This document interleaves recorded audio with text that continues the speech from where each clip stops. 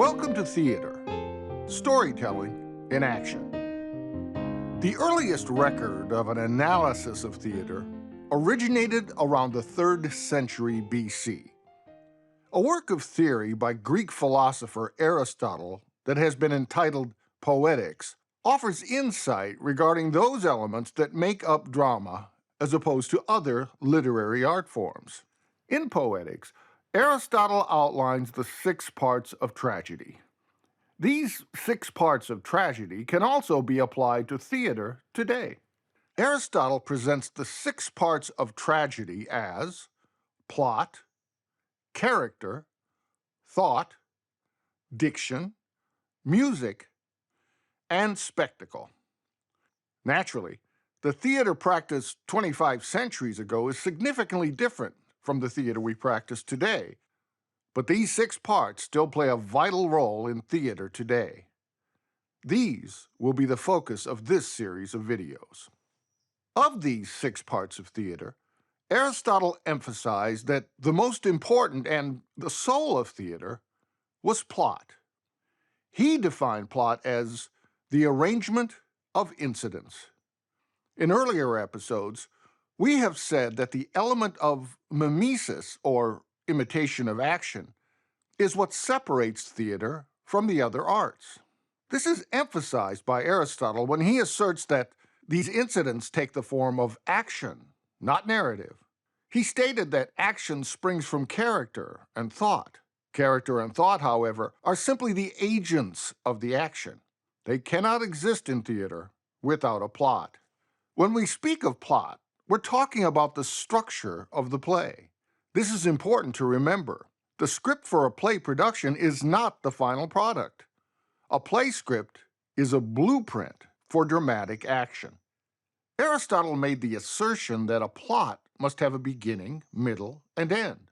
Now, this seems like he's stating the obvious, but because theater exists in time as well as space, it must exist within a time frame to possess an artistic unity. In other words, a play should be long enough to begin, develop, and resolve a single sustained action. This is what Aristotle referred to as the unity of plot.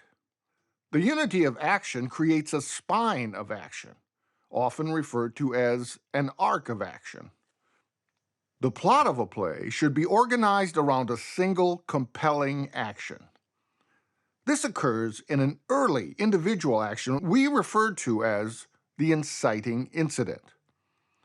This point of plot structure is where something occurs that upsets the balance of the play and prompts the central character into the main dramatic action.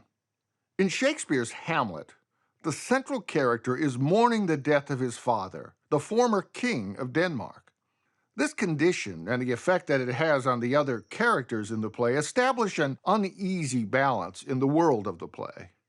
Early in Act 1, the ghost of Hamlet's father reveals to his son that it is Claudius, in fact, the king's own brother, who now sits on his throne, who killed him. He urges his son to avenge his unnatural murder. This action serves as the inciting incident that propels Hamlet on his single, compelling course of action. All of the action that follows is organized around this single goal. Having embarked on the main dramatic action of the play, the action moves from the beginning to the middle. It is here where the action develops, rising in intensity. A series of obstacles create one crisis after another, over which the central character must become triumphant. Each action leads to the climax of the play, in which the central character is plunged into a point of no return. It is the climax which represents the dramatic reversal. A dramatic reversal is an action that occurs which makes the central character change completely, or, in some cases, the central character's situation changes completely. The nature of this change is a major determining factor as to what genre the play belongs to. In Hamlet, the central character faces many obstacles during the middle of the plot, including accidentally killing his fiancée's father, Polonius, being put on a boat to England for which he escapes, returning to learn that Polonius' son, Laertes, has also arrived at court and challenges Hamlet to a fencing match. Unbeknownst to Hamlet, the king has conspired with Laertes to poison his sword and murder Hamlet. After Laertes strikes the poisonous blow to Hamlet, Hamlet disarms Laertes and stabs him with the fatal sword. In the meantime, Hamlet's mother has drunk from a poisonous cup that was meant for Hamlet and dies. As both Hamlet and Laertes reel from the poison, Laertes has a change of heart and reveals to Hamlet that King Claudius was the cause of all the havoc. This leads to what Aristotle refers to as a recognition scene. Hamlet now recognizes the full ramifications of his action. Knowing that he only has moments to live, he kills Claudius, performing the climax of the play and completing the main dramatic action of the play. The only thing that remains is the ending of the play, the resolution.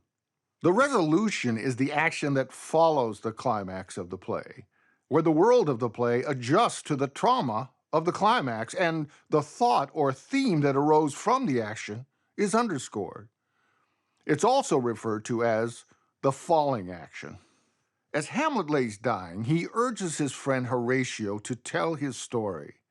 With his dying breath, he cedes the crown of Denmark to his foe, Fortinbras, who Hamlet comes to believe represents all of the proper qualities for a king, representing yet another reversal.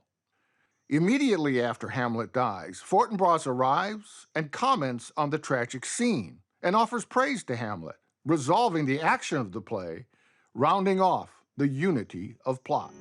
We'll be taking a closer look at plot when we explore the art of playwriting later in this series. The main art object of theater is dramatic action. Plot is the arrangement of these single actions into a spine of action. Theater is an art that occurs in time and space. Since the amount of time that a spectator has to experience a play is limited, the plot must create a unity that embodies a beginning, middle, and end. This unity is the structure of plot. In the next episode, we'll take a look at the second most important part of theater according to Aristotle. We'll see you then.